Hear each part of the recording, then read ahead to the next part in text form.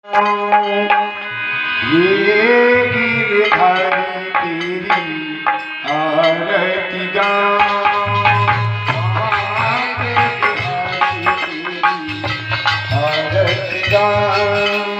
ये गिरधारी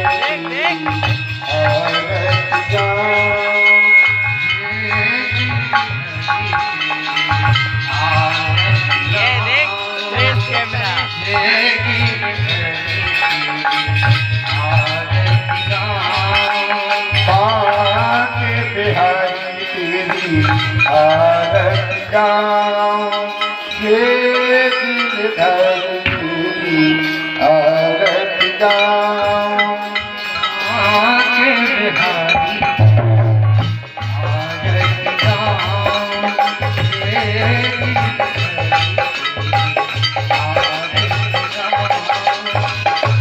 आरती गाऊं प्यारे तुमको मनाऊं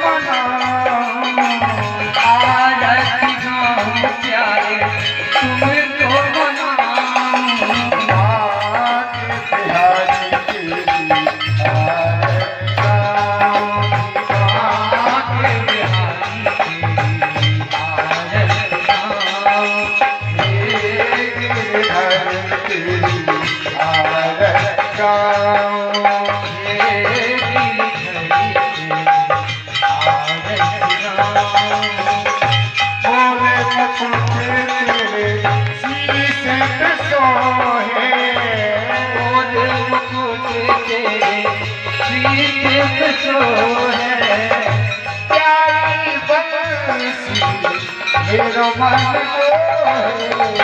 प्यारी बरसी मेरा मन एक छवि बन आई जाऊं एक छवि बन आई जाऊं बात बिहारी आरती गाऊं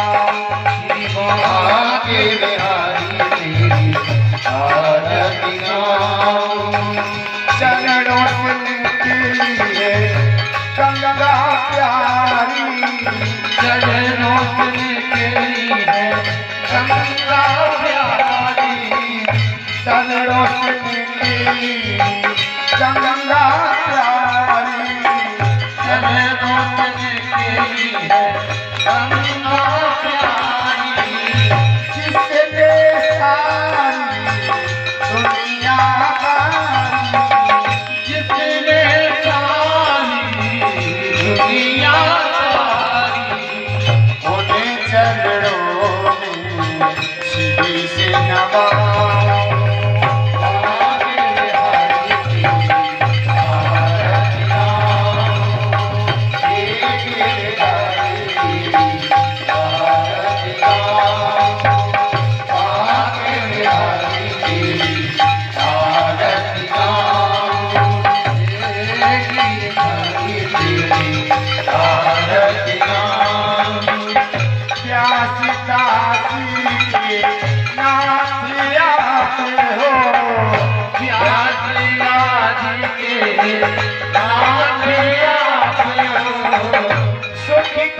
जीवन प्यारे साथिया हो दुख दुख जीवन प्यारे साथिया हो श्री चरणों में बलि बह जाऊं मांग प्यारी आरती गाऊं बिहारी आरती गाऊं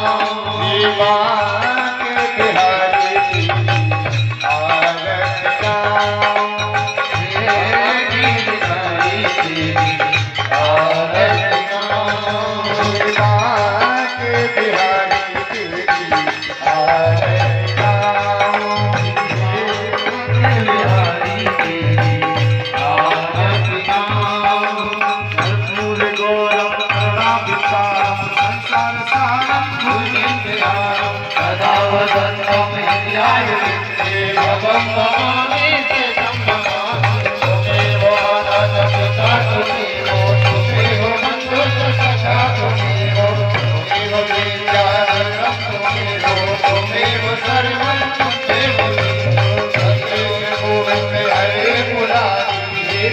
नारायण वासुदेवा हरे राम राम राम हरे हरे कृष्ण कृष्ण हरे राम राम राम हरे हरे कृष्ण हरे राम राम राम हरे हरे कृष्ण कृष्ण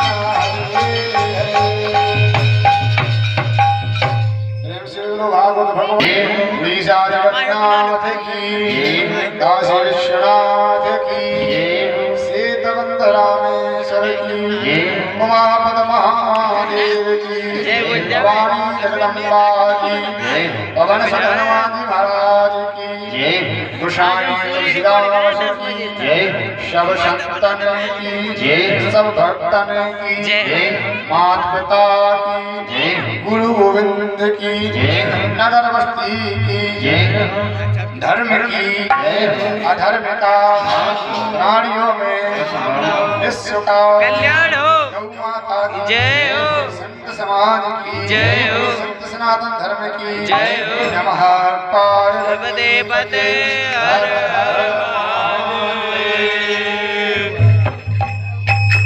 जय जय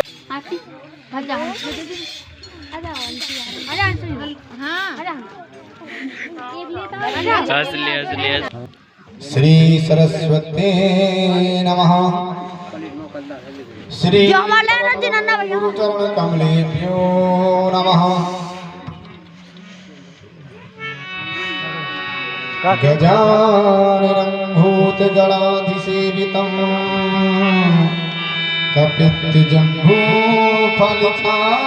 कपित्थजम्बूफलितारिभक्षणम् उमाशुतं शोकविनाशिकारकं नमामि विघ्नेश्वरपादपङ्कजं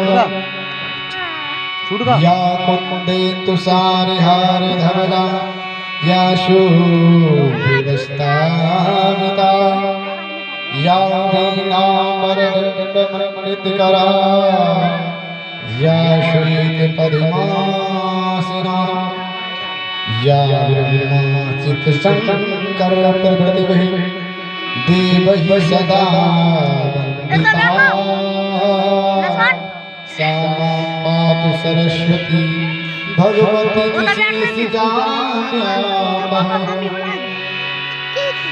वन्दे उमापतं सुरवरं वन्दे वन्दे पन्नगभूषणं मृगधरं वन्दे वन्दे शूरसत्साङ्गिवह्निनं वन्दे प्रियं वन्दे भक्तजनाशयं सवरदं वन्दे शिवं शङ्करं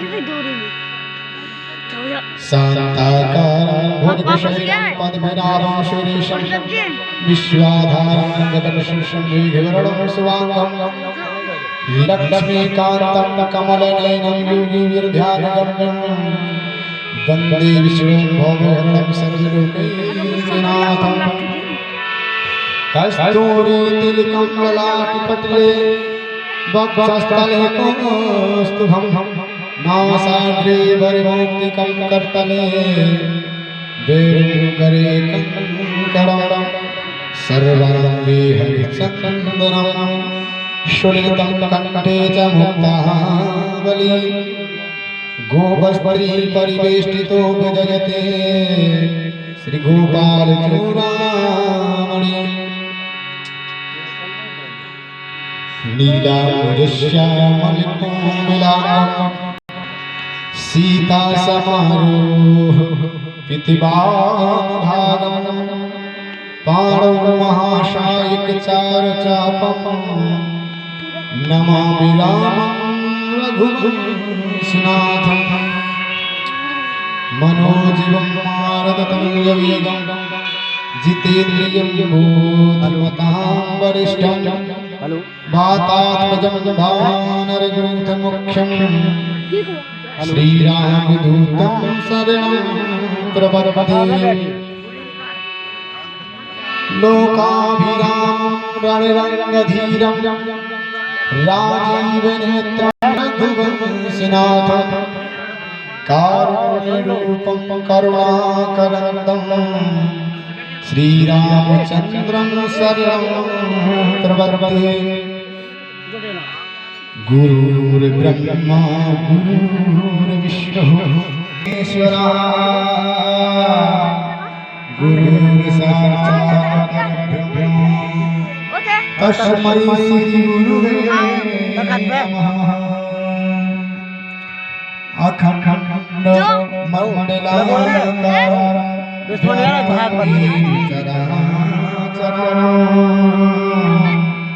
तत्पदं दर्शनेन तस्मै श्रीगुरुवे नमः। अज्ञानतिमिरान्धस्य ज्ञानाञ्जनशलाकया चक्षुरुन्मीलितं येन तस्मै श्रीगुरुवे नमः। कृष्णाय वासुदेवाय हरे परमात्मने प्रणतक्लेशनाशाय गोविन्दाय नमो नमः। सच्चिदानन्दरूपाय विश्वोत्पत्त्यादिहेतवे तापत्रय विनाशाय श्रीकृष्णाय वयं नमः। राधा मेरी स्वामिनी मेरा देखो दास जन्म जन्म मोहि दीजियो श्री वृंदावन को वास।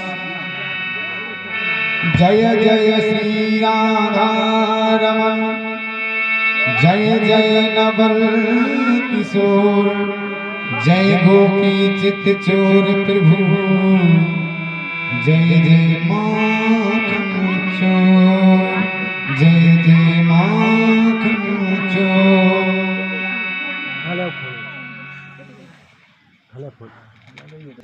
हमने कल कथा श्रवण की आप सबने।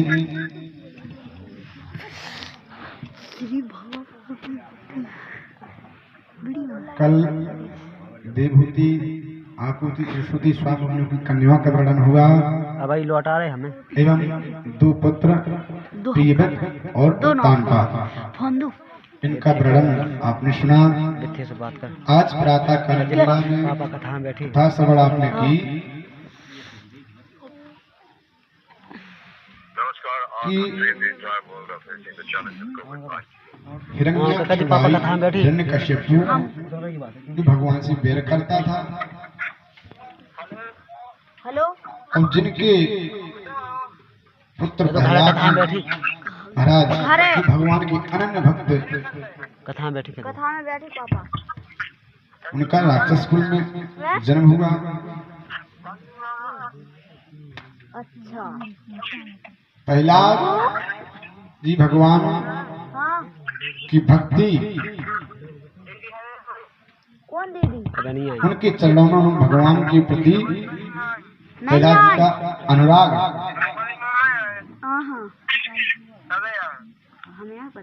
एक कथा आपने श्रवण की। कथा हुई भगवान प्रहलाद को हिरण्यकश्यपु को मार करके और प्रहलाद जी को वरदान दे करके दर्शन दे करके वहां से चले। एक कथा आपने श्रवण की।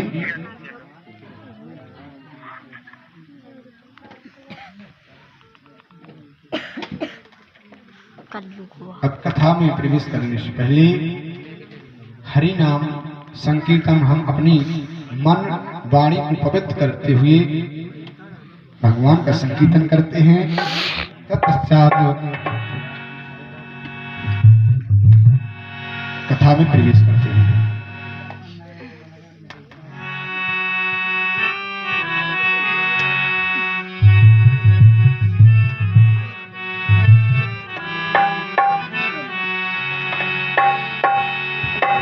जय राधे राधे गोविंद गोविंद राधे जय राधे राधे गोविंद राधे जय राधे राधे गोविंद राधे राधे राधे जय राधे राधे गोविंद राधे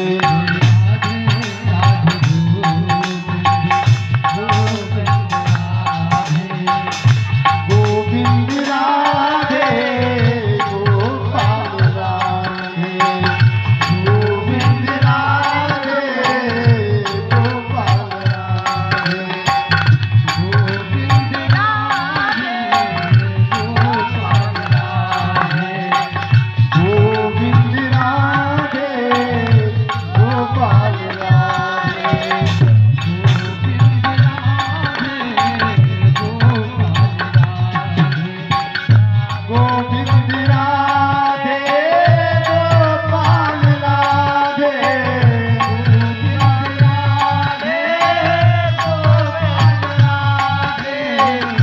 गोविंद राधे भज गोपाल राधे गोविंद राधे भज गोपाल राधे गोविंद राधे भज गोपाल राधे गोविंद राधे भज गोपाल राधे गोविंद राधे भज गोपाल राधे गोविंद राधे भज गोपाल राधे राधे राधे गोविंद गोविंद राधे राधे राधे गोविंद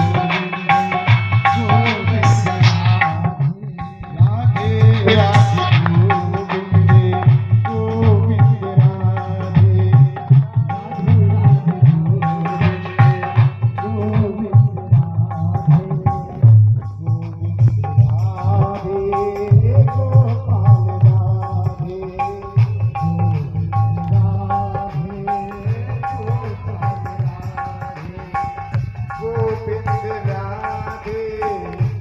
गोपाल राधे गोविंद राधे गोपाल राधे गोविंद राधे राधे गोपाल राधे गोविंद राधे राधे गोपाल राधे गोविंद राधे गोपाल राधे गोविंद राधे गोपाल राधे गोविंद राधे भजी गोपाल राधे गोविंद राधे भज गोपाल राधे गोविंद राधे भज गोपाल राधे गोविंद राधे भज गोपाल राधे गोविंद राधे भज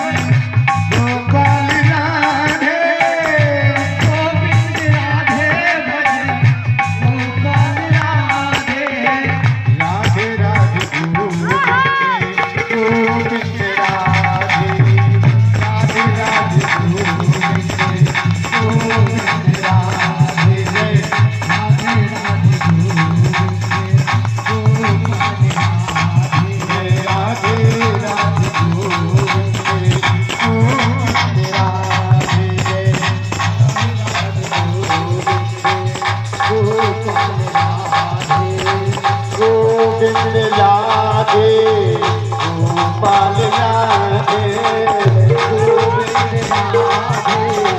गोपाल राधे गोविंद राधे गोपाल राधे गोविंद राधे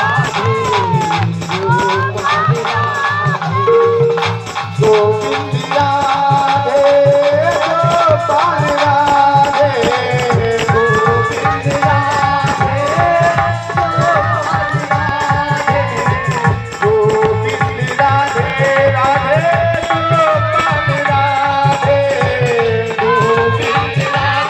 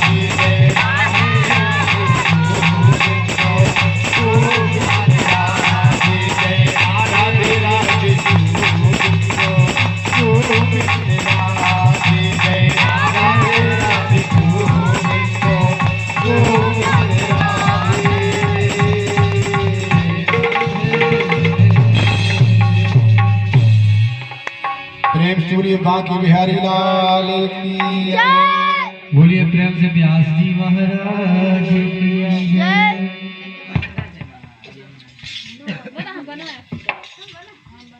हल्ला ही क्या बताए अब हल्ला नहीं करेगा बिल्कुल हाँ यही गिला आने का प्रवेश करते हैं। श्री गणेशाय नमः, श्री सरस्वती नमः, श्री परम गुरु चरण कमलेभ्यो नमः।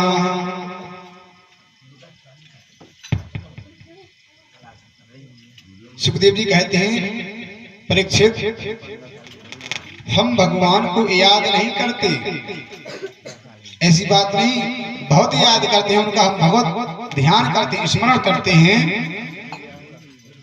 लेकिन जब हम उनका स्मरण करते हैं कब करते हैं? जब संकट आता है, हम लोग सुखी रहते हैं तब भूल जाते हैं, भगवान की विस्मृति हो जाती है और दुख में याद करते हैं। दुख में सुमिरन सब करें, सुख में करे न कोई, जो सुख में सुमिरन करे सो दुख काहे खोए। परमात्मा की याद सुख में ज्यादा करो तो दुख आएगा क्यों?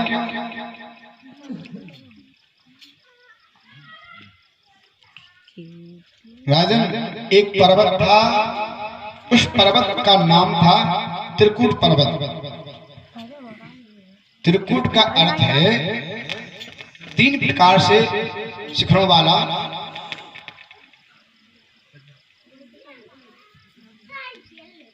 उस पर्वत में सब प्राणी वास करते हैं, बड़े हिंसक प्राणी, बड़े बड़े जीव जंतु, बड़े बड़े सुंदर प्राणी उसमें रहते हैं।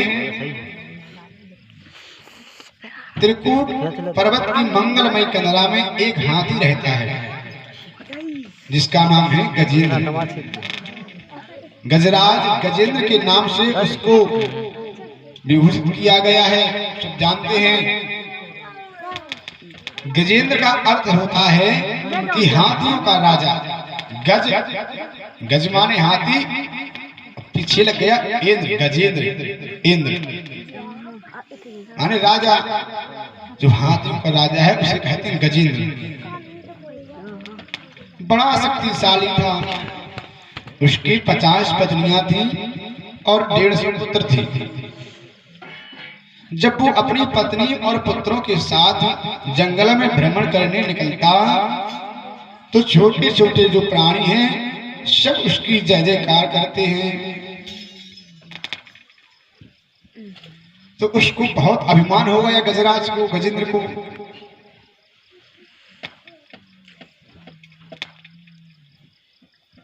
कि मेरे अंदर 10,000 हाथियों का बल है, उसको एक अभिमान था।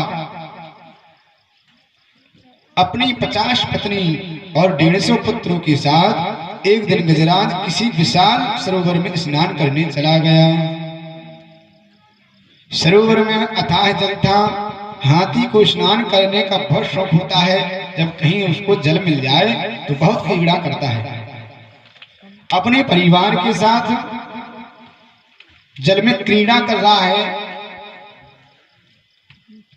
सरोवर के किनारे चारों ओर खड़े जीव जंतु जय जयकार कर रहे हैं उसकी। उसी सरोवर में रहता है कोई विशाल ग्राह, ग्राह यानी मगर। ग्राही ने आकर हाथी का पांव पकड़ लिया। हाथी ने कोई विचार नहीं किया, सोचा छोटा मोटा जीव होगा, मुझे पकड़ के क्या करेगा, वो तो भाग जाएगा।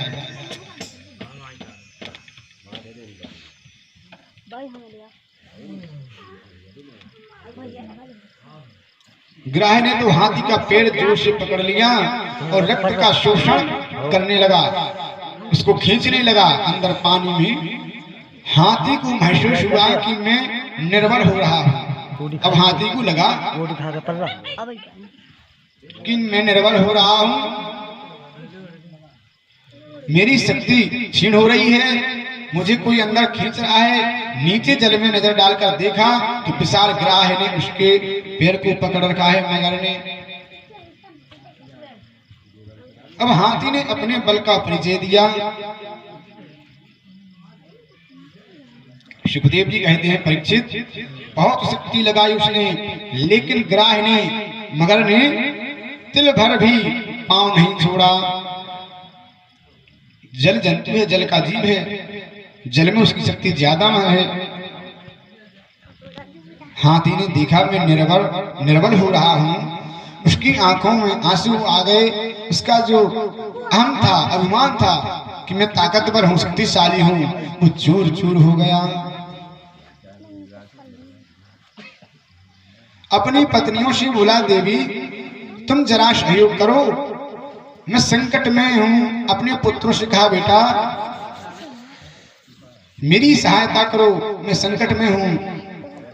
पत्नी और बच्चे सब स्नान छोड़कर आए और हाथी की सूंड से सूंड मिला करके खींचना शुरू किया, पानी से निकालना शुरू किया।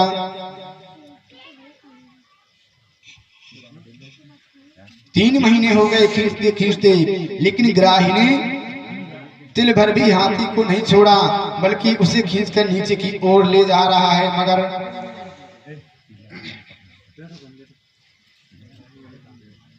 3 महीने तक उन हथनियों ने और हथनियों के बच्चों ने सूंड से सूंड मिला करके उसको खींचा। जब नहीं निकला तो उसके पुत्र भाग गए और पत्नियां भी छोड़कर चली गई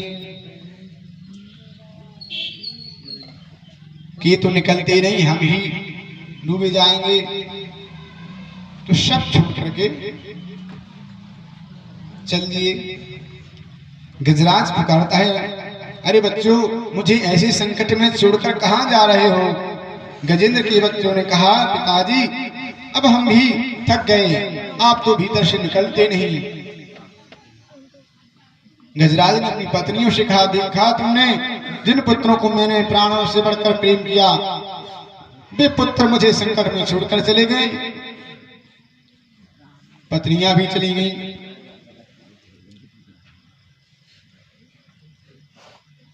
अब तो गजराज के नेत्रों में आंसू आने लगे। मन में सोचने लगा, मैं कितना नासमझ हूं। जिन पत्नियों और बच्चों का प्राणों से बढ़कर मोह किया, स्वयं तकलीफें सहकर जिनको पाल पोस कर बड़ा किया, मेरी अपने संकट की घड़ी में आज सब मुझे छोड़कर चल दिए। संसार के लोगों से क्या सहायता मांगू? सहायता ही मांगनी है तो भगवान से मांगो। हाथी ने अपनी आंखें बंद कर ली। अब उसकी शक्ति क्षीण हो चली। ग्राह तो उसे खींचकर नीचे अथाह जल में ले जाना चाहता हुआ, मगर लेकिन गजेंद्र ने अपनी सूंड को ऊपर उठाकर प्रभु का, भगवान का स्तवन किया। आश्चर्य ये है, हाथी ने स्तुति की है, ये बहुत बड़ा स्त्रोत है, इसका नाम है गजेंद्र मोक्ष। स्तुति की भगवान की गजराज ने।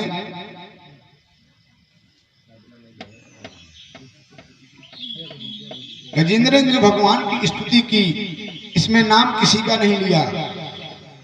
एवं व्यभिषितो अद्भुत्या समाधाये मनो हृदि जप जजात परमं जाप्यं प्रार्जन्यनिषेचेतम्। गजराज ने बड़ी मंगलमय स्तुति की भगवान की, परंतु नाम किसी का नहीं लिया। गजराज कहता है, इसने सारी सृष्टि को बनाया है, मेरे अंदर बोलने की, हंसने की शक्ति जिसने प्रदान की है, उन्हें मैं प्रणाम करता हूं। वो आकर मेरी रक्षा करें। जिसकी कृपा के बिना वृक्षों का पत्ता भी नहीं हिलता, जिसकी इच्छा के बिना देवता किसी कार्य को नहीं कर सकते, जिसकी कृपा के बिना बगैर सूर्य चंद्रमा भी प्रकाश दे नहीं सकते, उन्हें प्रणाम करता हूं। वो आकर मेरी रक्षा करें।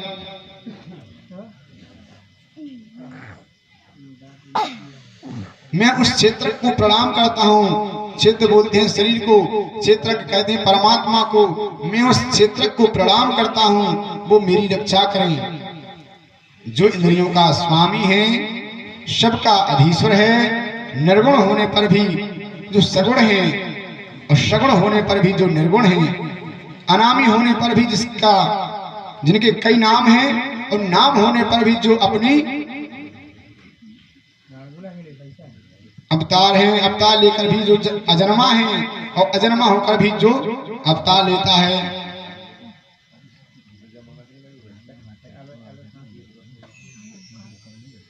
हम सभी देवताओं कहें कि यदि हमारा नाम गजेंद्र ले तो हम जान बचाने, हमारा तो नाम इसने लिया ही नहीं। सभी देवता सोच रहे हैं। तो नारायण भगवान ने कहा, गरुण गजेंद्र के जीवन में संकट आ गया, जल्दी चलना है, गजेंद्र को बचाना जरूरी है। लेकिन उसी समय गरुण के मन में अभिमान आ गया। गरुड़ ने कहा, बिना मेरे नारायण भगवान का भी काम नहीं चलता। जहाँ शीघ्र पहुंचना होता है तो मेरी पीठ पर विराज कर ही सो जाते हैं। त्रिलोकीनाथ को उड़ाना कोई ऐसी बात नहीं है। मैं त्रिलोकी के नाथ को अपनी पीठ पर बिठा कर चलता हूँ। तो गरुड़ के मन में भी अभिमान हो गया।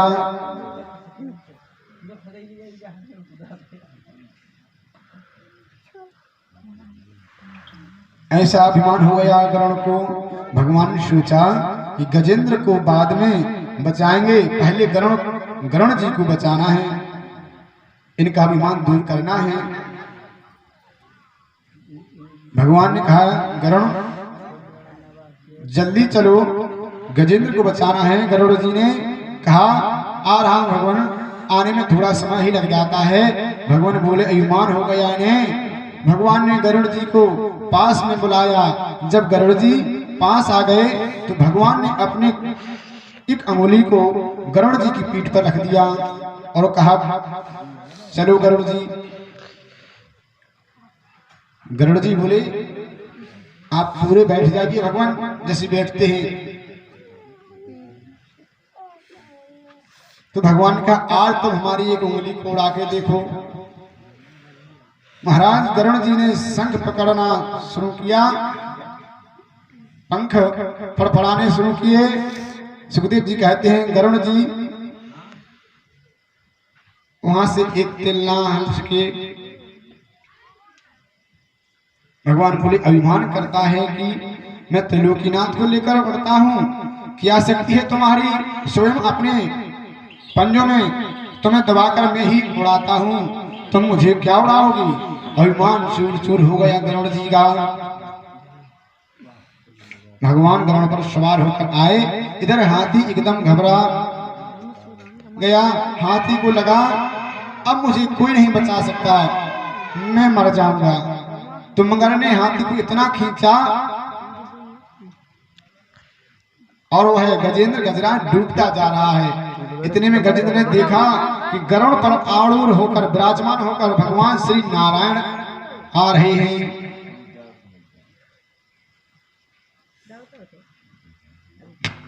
अब तक उसने नाम नहीं लिया और वैसे ही नारायण भगवान को गरुड़ पर आते हुए देखा। तुरंत कमल के फूलों को तोड़ लिया अपनी सूंड से।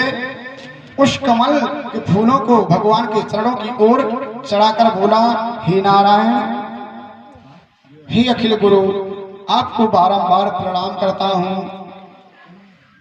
भगवान ने उसकी सूंड को पकड़कर बाहर खींचा। उसके साथ ग्राय भी खींचा चला आया वह मगर। जब भगवान ने गजराज को खींचा तो मगर भी खींचा चला आया। अपने दिव्य सुदर्शन चक्र से ग्राह के सिर को धड़ से अलग कर दिया।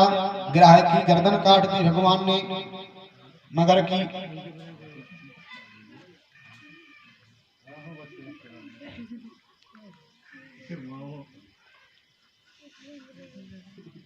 सारे बल व्यक्ति के जब क्षीण हो जाते हैं, कोई बल उसका काम नहीं करता, कोई बल उसके सामने नहीं आता, तो हार कर भगवान को पुकारता है। गजेंद्र ने जब भगवान का नाम गाया तो नारायण प्रभु ने आकर बचा लिया, रक्षा की। यदि पहले ही पुकारता तो संकट आता ही क्यों।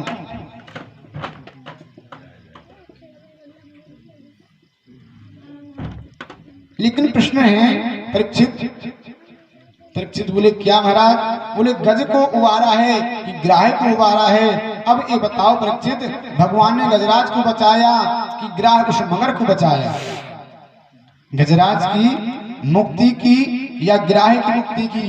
क्योंकि भगवान के हाथों से बचना भी मुक्ति है, उनके हाथों से मरना भी मुक्ति है। इसलिए गजेंद्र से भी पहले मुक्ति ग्राह को मिल गई। आज उस ग्राह को मोक्ष मिल गया, गजराज को प्रभु ने बचा लिया, रक्षा की।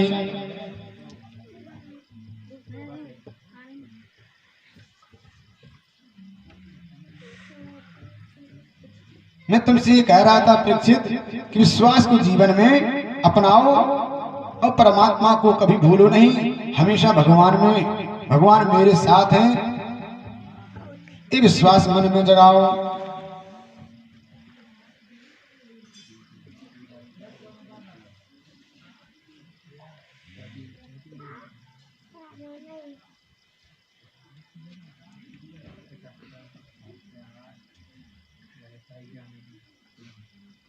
प्रभु के चरणों में अपने मन को लगाओ। वो भूलकर भी कभी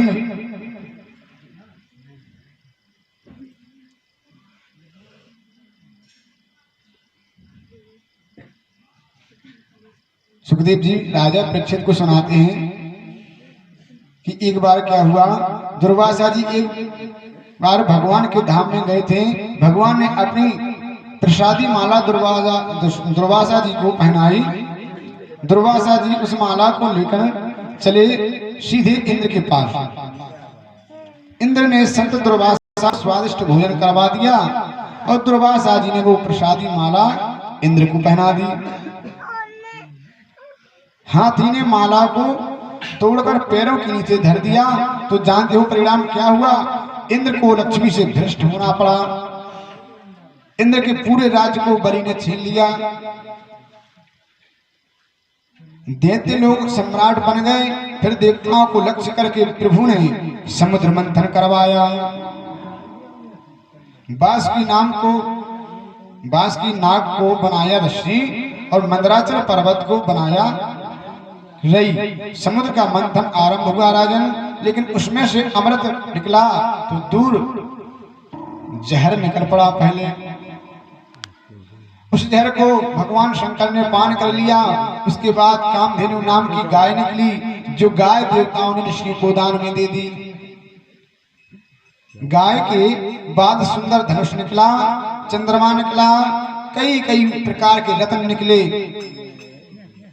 कई प्रकार की अप्सराएं निकली।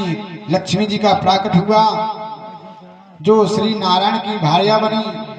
अमृत कलश को लेकर के धनवंतरी निकले तो दैत्य लोग छुड़ाकर अमृत ले गए।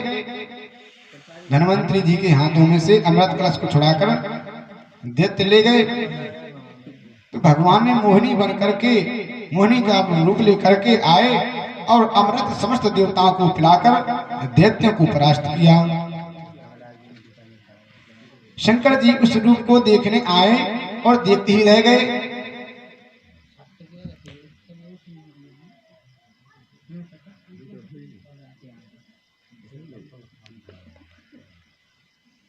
भगवान के चरणों में चढ़ी प्रसादी माला पैरों में डालना सेवा का अपराध है। फूल तुलसी जो परमात्मा को चढ़ाते हैं हम, वो हमारे पैरों में कभी ना आवे।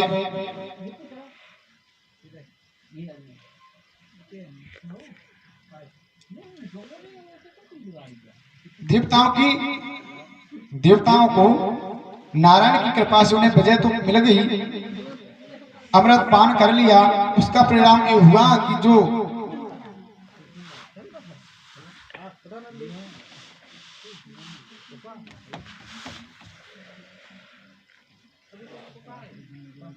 भगवान ने मोहिनी का रूप लेकर, मोहिनी अवतार लेकर के अमृत कलश को छीन लिया और देवताओं को पिलाया। वहां पर एक असुर राहु देवता बनकर के उस पंक्ति में लाइन में लग गया। उसने उस अमृत को पान किया। भगवान ने देखा ये तो असुर है, तो अपने सुदर्शन से उसकी गर्दन को काट दिया। तो दो धड़ हो गए, एक राहु और एक केतु।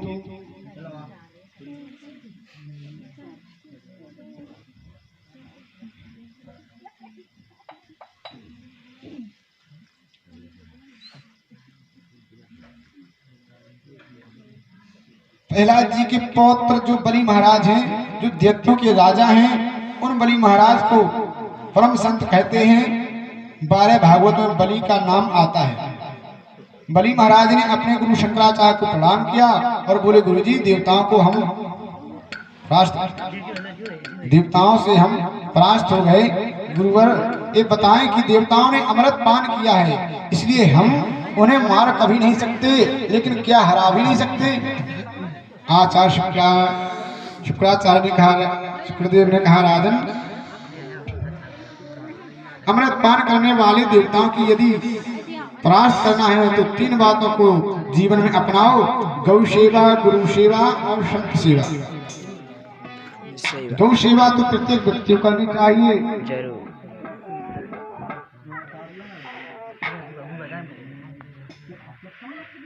एक दिन क्या हुआ कि शुक्राचार्य ने कहा, बलि स्वर्ग पर चढ़ाई कर दो, मेरा आशीर्वाद है, तुम्हें विजय की प्राप्ति होगी। बलि महाराज ने सेना के साथ लेकर स्वर्ग पर चढ़ाई कर दी। स्वर्ग ही नहीं, बलि ने त्रिलोकी को अपने कब्जे में कर लिया। त्रिलोकी के सम्राट बन गए राजा बलि। बलि महाराज त्रिलोकी के राजा बने। इनकी मनस्थिति बन गई, देवता मारे मारे फिरने लगे। पुत्र के जीवन में संकट आता है तो सबसे ज्यादा कष्ट मां को होता है।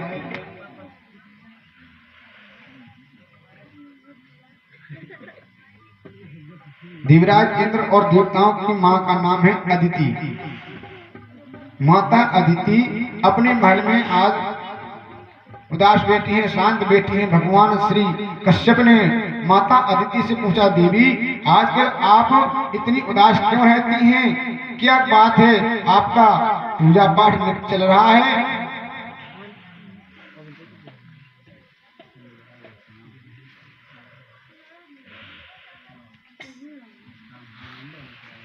तो माता अदिति बोली, सब प्रकार का आनंद है, कोई कमी नहीं है। मेरी उदासी का मूल कारण एक है, मेरे पुत्र देवताओं के स्वर्ग को राजा बलि ने उनसे छुड़ा लिया है, छीन लिया है। देवताओं के स्वर्ग को ही क्या, तीनों लोगों बलि ने अपने कब्जे में कर लिया। यही मेरे दुख का कारण है। हे भगवान, मैं अनहित किसी का नहीं चाहती और किसी को मारना नहीं चाहती। ऐसा कोई पुत्र मेरे घर जन्म लेकर आवे कि मेरे पुत्र इंद्र के स्वर्गादि सुख को वापस उसे दिला देवे।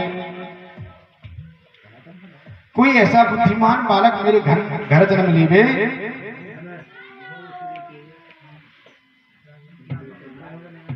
भगवान कृष्ण ने कहा, अपनी पत्नी को समझाया, कदेहो भौतिको नात्मा क्वचात्मा प्रकृति परः कस्य के पति पुत्राद्या मोहे कारणम्। देवी, कौन किसका पुत्र, कौन किसकी माता, ये मोह ही एकमात्र कारण है। मोह से जीव की ऐसी परिस्थिति बन जाती है, परिस्थिति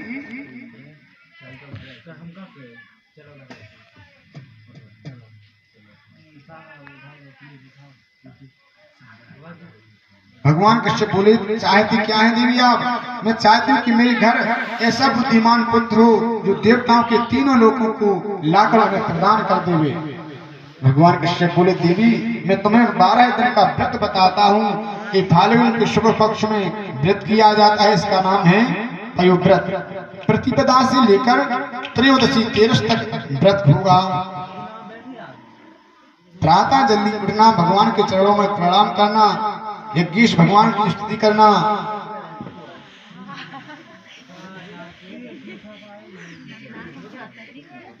और माँ अदिति ने पयोव्रत किया तो भगवान ने प्रकट होकर कहा, माँ आपके पुत्र इंद्र के संकट को मैं समझता हूँ, उसके कष्ट की निवृत्ति के लिए आपके घर पुत्र बनकर आऊंगा, मेरा विश्वास करें। उधर देवता लोग रोते रोते नारायण की शरण में गए। भगवान बोले क्या बात है? देवता बोले बहुत बड़ा संकट हम पर आ गया भगवान, राजा बलि ने तीनों लोगों को हमसे छुड़ा लिया, त्रिलोकी के राज्य को बलि ने अपने कब्जे में कर लिया। भगवान बोले सुनो, इस समय बलि पर होगी गुरु की कृपा, गुरु की कृपा यदि हो जावे तो शिष्य को कोई रोक नहीं सकता।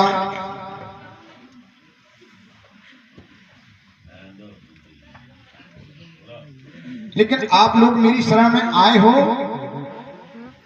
उधर आपकी माता अदिति बहुत उपवास व्रत पालन करती हैं, पयोव्रत का व्रत किया है उन्होंने, मैंने उनको वचन दिया है। देवताओं से बोले एक काम हो सकता है, मैं स्वयं वामन बनकर आऊंगा माता अदिति के घर।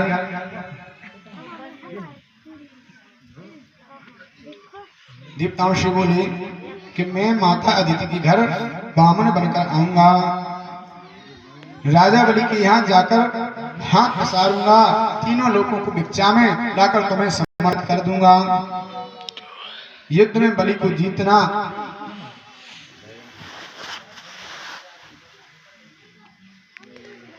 देवताओं ने प्रभु की प्रार्थना की, देवताओं के कार्य की सिद्धि के लिए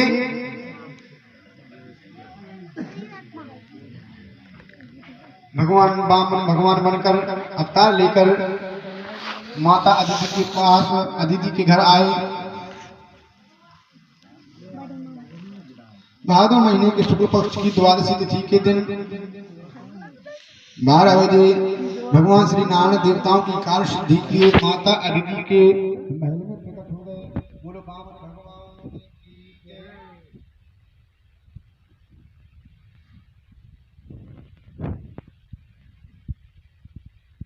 माता अदिति ने भगवान को कोपिन पहनाई।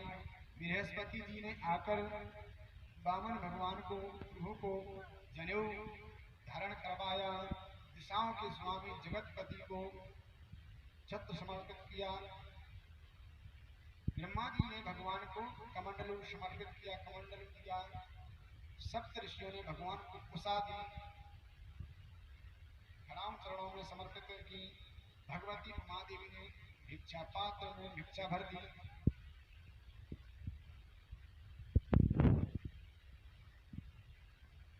भगवान वामन के रूप में प्रकट हुए। देवताओं ने बहुत विधिवत उनका पूजन किया, स्तुति की। वामन भगवान ने कहा आपका आदेश है, आप चाहते हैं कि बलि से त्रिलोकी लेकर के हम आपको सौंप दें, तो ऐसा ही होगा। भगवान वामन सीधे राजा बलि के यहाँ पहुंचे। देखो जिसे हम जानते नहीं,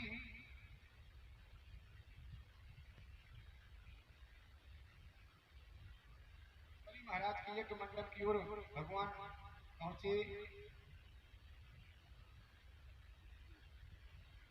राजा बलि के तो यज्ञ पर यज्ञ चल रहे हैं, सामने शुक्राचार्य जी आचार्य बनकर विराजे हैं। राजा बलि ने यज्ञ मंडप में से दूर आते हुए भगवान वामन को देखा। अपने गुरुदेव को हाथ जोड़कर बोले गुरुजी मुझे तो ऐसा लगता है, प्रतीत होता है कि मेरे यज्ञ मंडप में साक्षात सूर्य भगवान आ रहे हैं। वामन भगवान को जब आते देखा, आचार्य शुक्राचार्य ने कहा राजन सूर्य नहीं तो चंद्रमा तो अवश्य होंगे। वामन भगवान को देखते ही राजा बलि खड़े हो गए। भगवान वामन का बहुत सुंदर स्वागत किया। स्वागतम ते नमस्तभ्यं ब्रह्मण किं कर्मामुते ब्रह्मर्षीणां तपा साक्षात् मन्ये द्वायधरोधरम्। आपका बहुत बहुत स्वागत करता हूँ। भगवान वामन का रूप देखकर प्रसन्न हो गए राजा बलि। भगवान के हाथ में माला, एक हाथ में कमंडलू, बगल में छाता, चरणों में खड़ा हूं और कुछ नहीं है। ऐसा सुंदर मनमोहक रूप देखकर बलि प्रसन्न हो गए।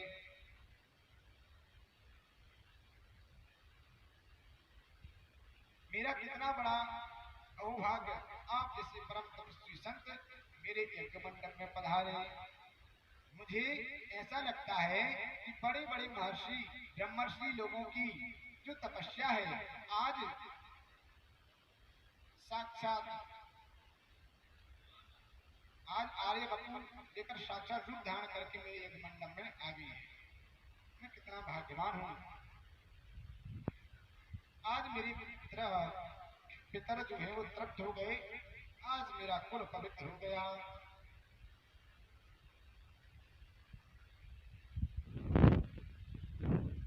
वामन भगवान के चरणों में बलि ने राजा बलि ने प्रणाम किया।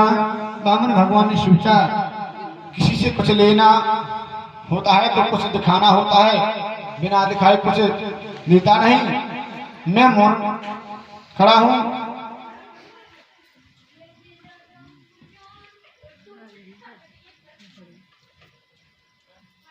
अब यहाँ राजा बलि कहते हैं कि हे ब्राह्मण, आप कुछ मांगिए, हम आपको देना चाहते हैं।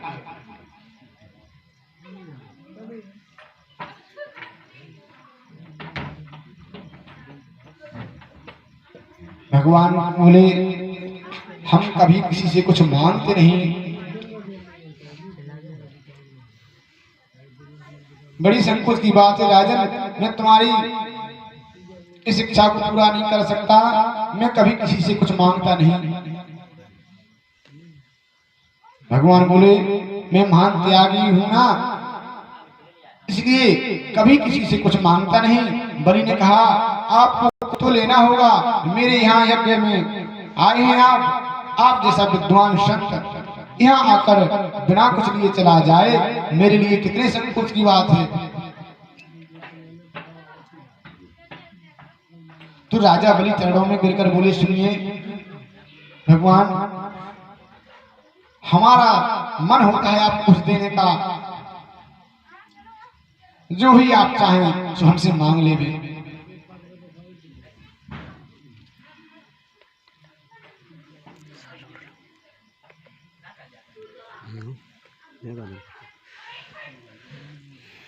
वामन भगवान बोले तो यदि आप देना चाहते हैं और हम लेना नहीं चाहते तो ऐसा करो कि तुम्हारा देना हो जाए।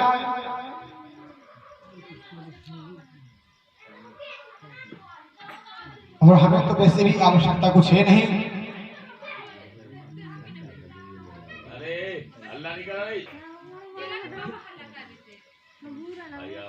तो तुम हमें केवल 3 पैर पृथ्वी दान में दे दो राजन। अब हम ज्यादा ले नहीं रहे, इसलिए नियम नहीं बिगड़ेगा। बलि हंसकर बोले एक बात कहूं पंडित जी, आपने मांगा और 3 पैर भूमि धरती मांगी। अरे हम इतने बड़े राजा हैं, आप कुछ भी मांग सकते थे, हमसे कुछ भी मांग सकते थे। भगवान ने मन में कहा तुम 3 पैर ही पूरे कर देना, बड़े त्रिलोकीनाथ बनते हो। तो बलि ने कहा अब क्या बताऊं, मेरी तो बहुत कुछ इच्छा है आपको दान करने की, लेकिन आप 3 पैर धरती ही मांगते हैं। भगवान ने कहा हमने बहुत कथाएं सुनी, आज 5 गांव लोगों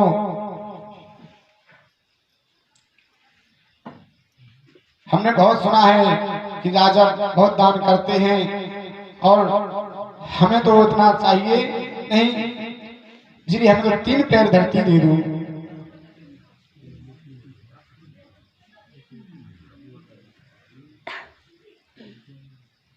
तो बलि बोले 3 पैर का क्या संकल्प करें महाराज। भगवान ने कहा हम ब्राह्मण हैं और जो भी कुछ लेते हैं सो संकल्प करते हैं। तो बलि बोले भगवान 3 पैर भूमि का क्या संकल्प करें। तो संकल्प की जब बातें शुक्राचार्य ने सुनी